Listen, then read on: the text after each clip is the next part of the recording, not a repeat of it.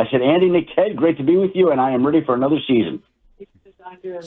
So the first question out of the gates, we've been having some statue talk around here in New England. Tom Brady got his statue in the plaza just outside of Gillette Stadium last month. Today, Mr. Kraft said that he's always had the plan that when Bill Belichick's coaching career is over, there will be another statue out there. Do you think all three of them should have statues? Are you a guy that thinks there should only be a Brady statue? There's been a lot of surprisingly hot statue debate around New England these days. Well, to me, all three belong. First of all, that area would not be what it is today without Robert Kraft. I mean, he's the one that developed that entire area. And if you look at it, I mean, he built it from the ground up, did he not? I mean, that's his little play area. And he deserves all the credit for building up all that area around that stadium. And so to me, that he deserves one. And Belichick is, one of the greatest coaches in NFL history. He's a part of the team. Why would he, why are we shortchanging statues? So one of the big buzzy topics around here as the Patriots make way for the Mike Vrabel era to get underway Sunday, Adam, against the Raiders, has been the health of cornerback Christian Gonzalez. Mike Vrabel was even a little prickly today in his presser as far as his availability. Have you heard anything as to whether or not Gonzo, who's dealing with a hamstring injury, may or may not play Sunday? Look, I saw what Vrabel said. I had not specifically checked on him to find out. It didn't sound like he was tracking the play, but I don't know that. That's just me reading between the lines on what he was saying. I have not checked on Christian Gonzalez's availability. So, again, he's a key part to have out there. They're going to be careful, I would think, with a hamstring. It's a long season. You don't want to rush things.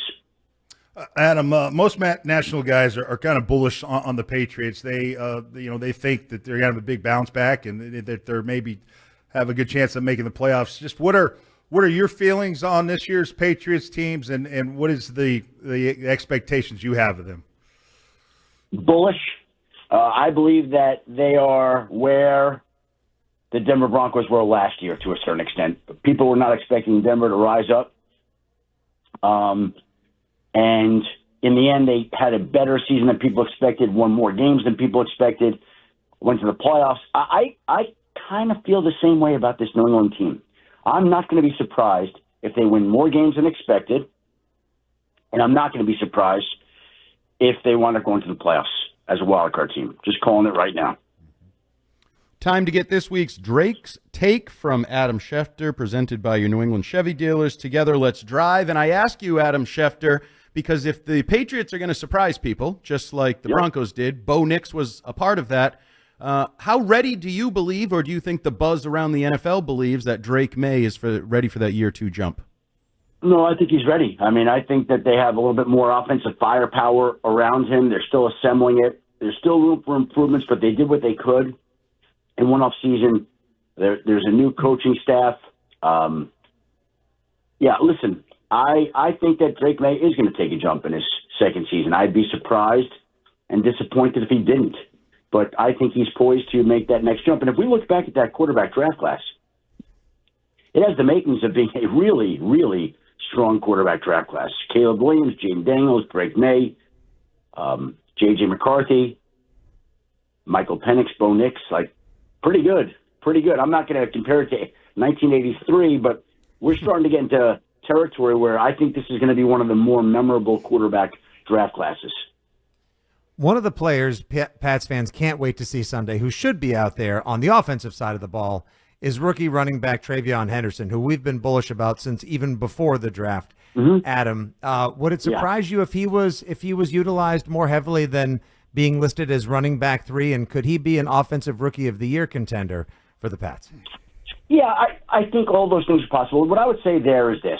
I don't care that he's listed as number 3.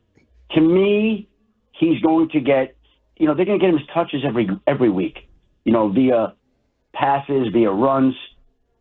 Somebody like that with his size, I don't think he's going to be a guy that carries the ball 27 times a game.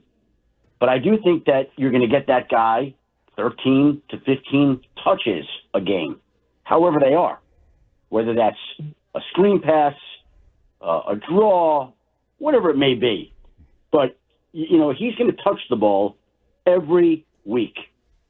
So that, to me, is what's key.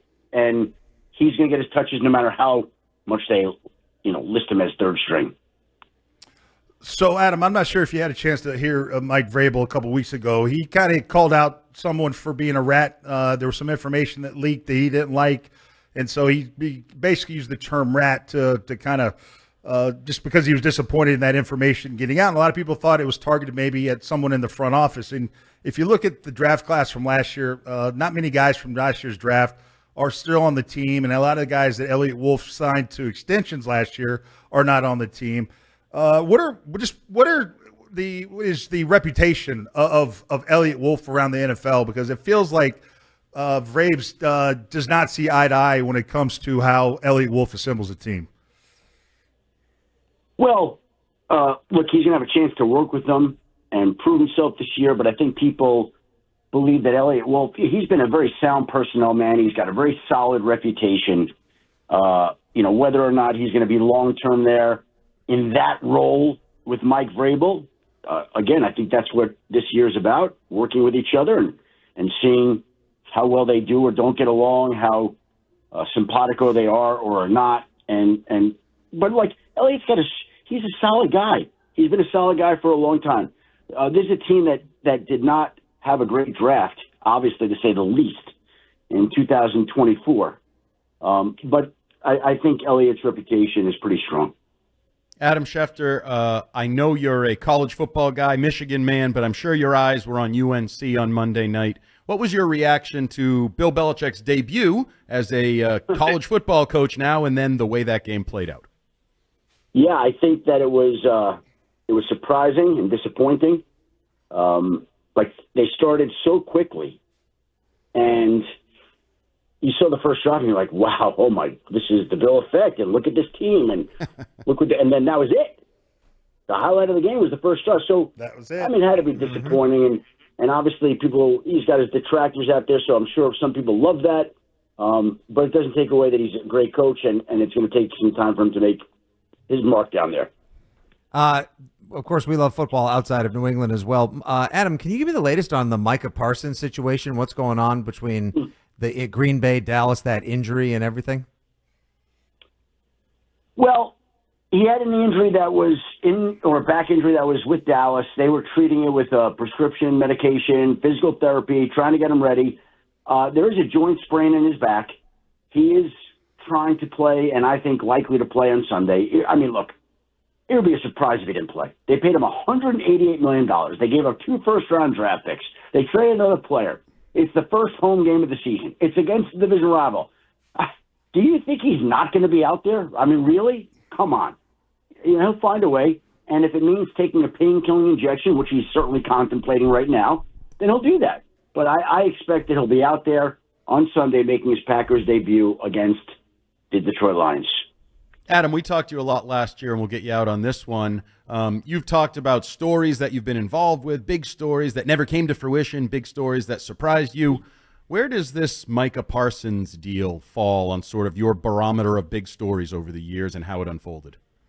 Well, I think the best way to look at it is that there have been 2 players in history who have finished in the top 3 in Defensive Player of the Year voting in their first 4 years. The 2 players were Lawrence Taylor and Micah Parsons. It gives you an idea of what Parsons has accomplished through time. And players like that don't often get traded. And they certainly don't get traded from the Dallas Cowboys. The last time the Cowboys made a huge trade dealing away a Pro Bowl caliber player would have been 30-plus years ago when Jerry sent Herschel Walker away.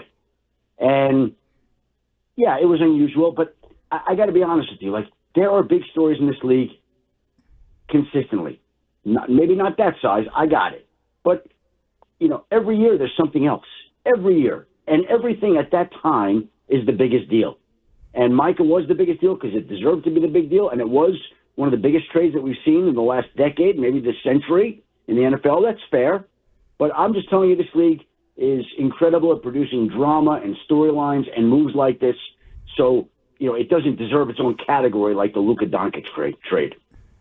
There's always stories in the NFL, and that's why we love the NFL. That's why we love having you on, Adam. We're looking forward to another season talking news and notes with you all year long. Appreciate you joining us. Guys, great to be with you. Look forward to the season and enjoy week 1.